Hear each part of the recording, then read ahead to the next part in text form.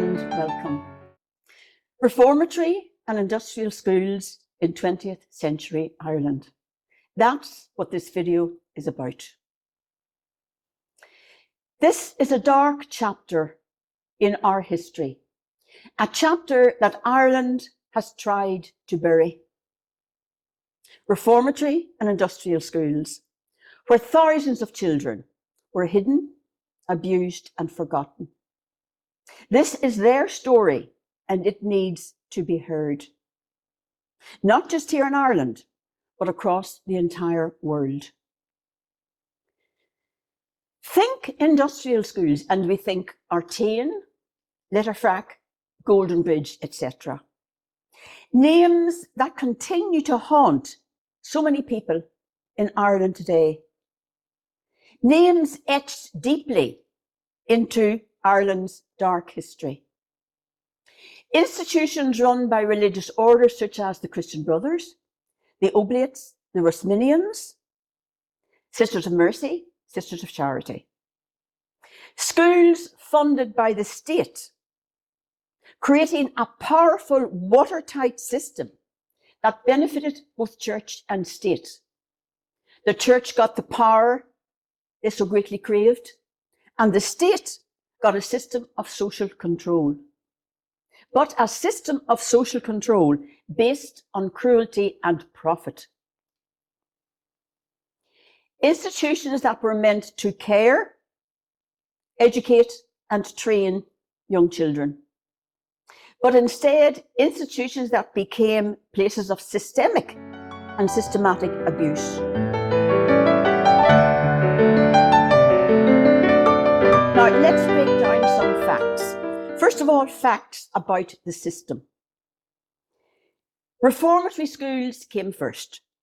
They were established 1858 for young offenders. That meant children guilty of petty crimes such as thieving, acts of violence, larceny, etc. And then the industrial schools came 10 years later, 1868, supposedly at the time for neglected, abandoned or orphaned children. In a country where large families were the norm, 20 children, Catholic Church didn't allow birth control, large families, the norm. Parents couldn't look after them. But over time, and very soon, these schools expanded to include those children found begging or receiving alms, just wandering the streets, staying off school, not having efficient or appropriate guardianship, which meant maybe one or both parents in prison, one parent ill, or one parent having left the home for whatever reason. These schools were at their peak in 1898, when there were 71 industrial schools, housing nearly 8,000 children. And from 1868, when they opened, to 1969, there were over 105,000 children committed to these institutions. And who were these children? Mostly victims of poverty.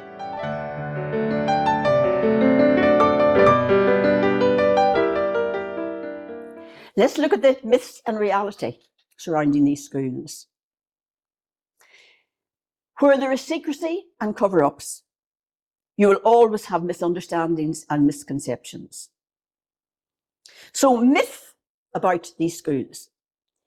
These were institutions rescuing needy children. No.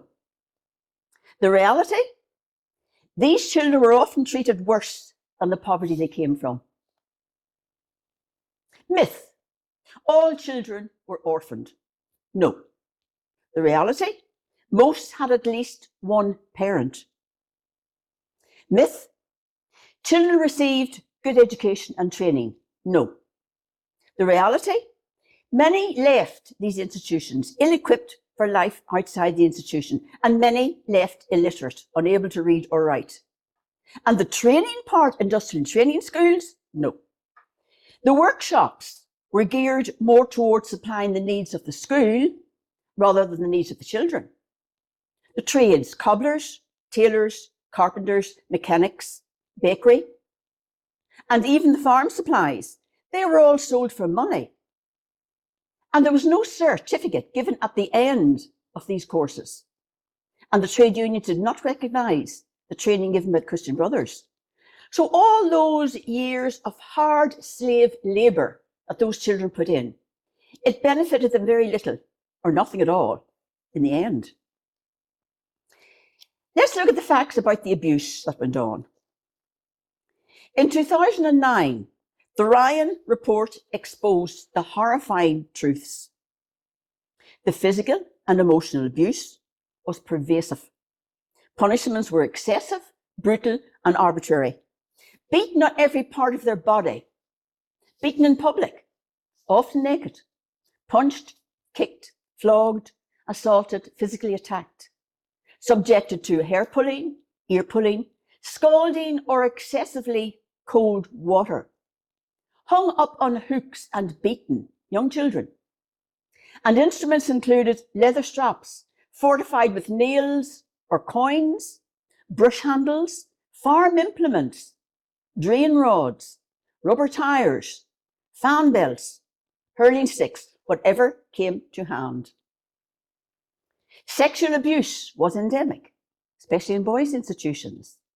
Rape and being forced into oral sex, and subjected to beatings after failed rape attempts by religious brothers. Children were often hungry, cold, and neglected. Let's look at facts about the system's failures now. The Irish state failed in its duty to protect these children. The Department of Education ignored or dismissed complaints, and they got a lot of them. Religious orders often put their own reputation before the children's welfare.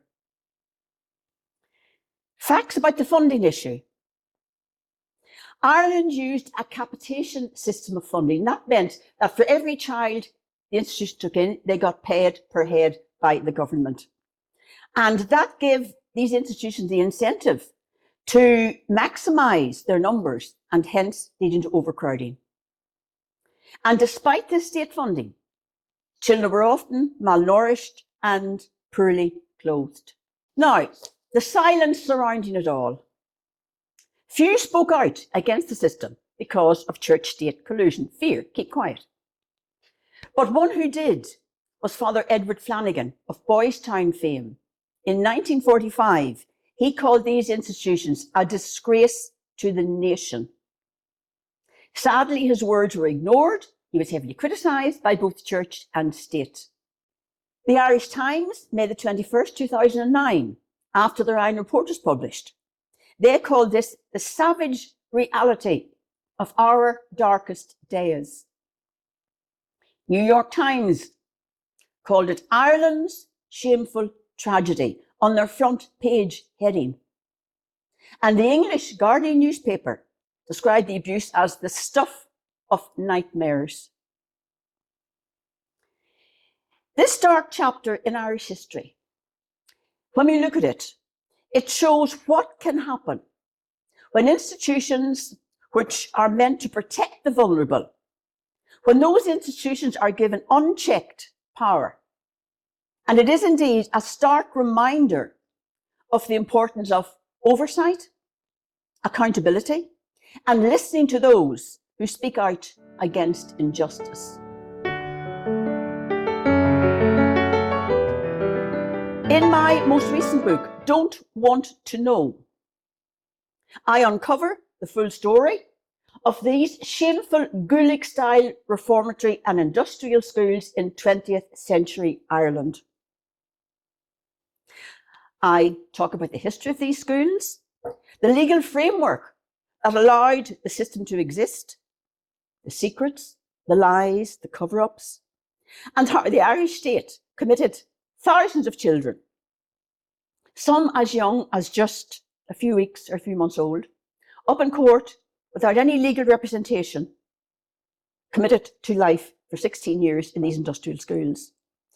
Why the abuse continued unchecked for decades, despite so many people knowing, so many people who could have stopped it all, so many people who didn't want you to know, and despite numerous warnings, and the long-lasting impact on survivors and Irish society, and the efforts at redress and reconciliation. And another sad thing is the effects are still being felt all around society and will continue to be felt for a very long time to come.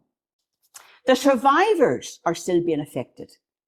Many of them still struggle with trauma, physical and mental health, social difficulties.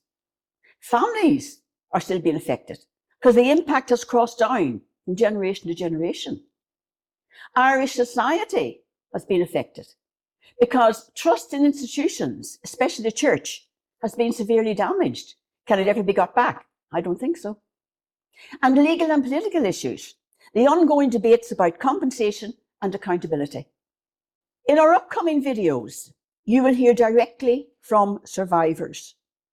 And their stories are horrific and heartbreaking, but they need to be heard. What they experienced in these shameful Gulag-style institutions and the religious orders who ran them.